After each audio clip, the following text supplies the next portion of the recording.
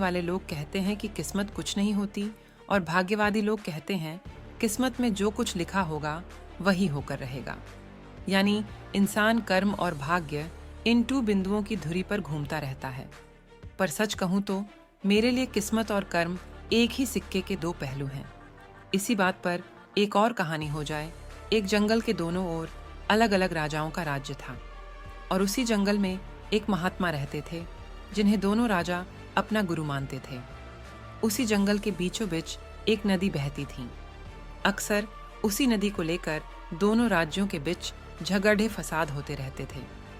एक बार तो बात बिगड़ाते बिगड़ाते युद्ध तक आ पहुंची। कोई भी राजा सुलह को तैयार नहीं था, सो युद्ध तो निश्चय ही था। दोनों राजाओं ने युद्ध से पहले महात्मा का आशीर्वाद लेने की सोची और पहुंच गए जंगल की उस कुटिया में जहां महात्मा रहते थे।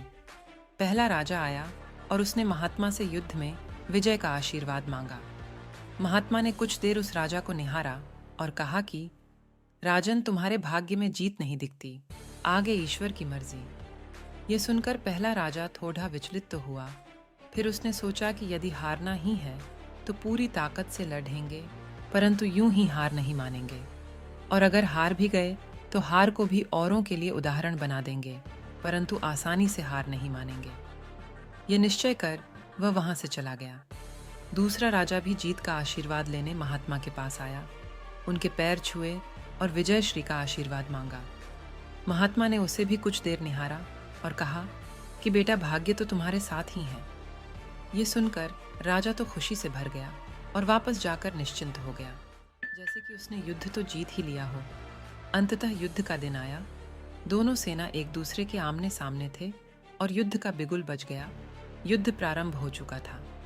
एक तरफ की सेना यह सोचकर एलडीडीएच रही थी कि चाहे किस्मत में हार हो, पर हम हार नहीं मानेंगे। हम अपनी सर्वश्रेष्ठ कोशिश करेंगे, अपना सर्वस्व झोंक देंगे। और वहीं दूसरी तरफ की सेना एक निश्चिंत मानसिकता के साथ लड़ेडीएच रही थी कि जीतना तो हमें ही है, तो घबराना कैसा। दूसरी सेना के राजा के घोड़े के पैर का नाल भी निकल गया और घोड़ा लड्डा खड्डाने लगा, पर राजा ने ध्यान ही नहीं दिया, क्योंकि उसके दिमाग में एक ही बात चल रही थी कि जब जीत मेरे भाग्य में है ही, फिर किस बात की चिंता।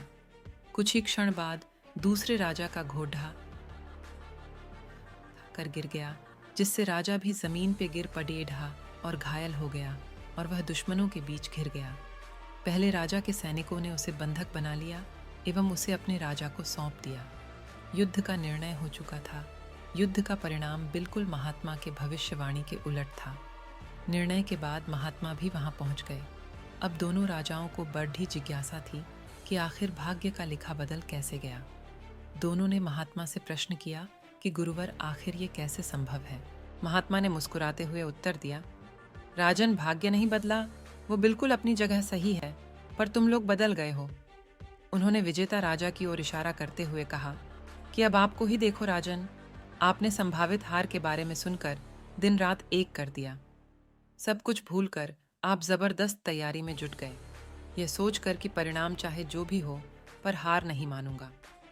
खुद हर बात का ख्याल रखा, खुद ही हर रणनीति बनाई, जबकि पहले आपकी योजना सेनापति के भरोसे युद्ध लड़ने की थी। अब महात्मा ने पराजित राजा की ओर इशारा करते हुए कहा कि राजन, आपने तो युद्ध से पहले ही जीत का जश्न मानना शुरू कर दिया था। आपने तो अपने घोड़े की नाल तक का ख्याल नहीं रखा।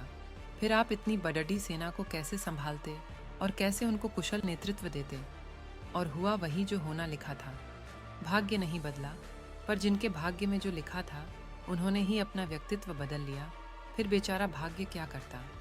तो अंत में मैं तो यही कहूँगी कि भाग्य उस लोहे की तरह वहीं खींचा चला जाता है जहाँ कर्म का चुंबक हो। हम भाग्य के अधीन नहीं हैं, हम तो स्वयं भाग्य के निर्माता हैं। किस्मत भी उन लोगों का साथ देती है जो कर्म करते हैं, क्योंकि किस्मत का ताला कर्म की चाबी के बिना नहीं खुलता।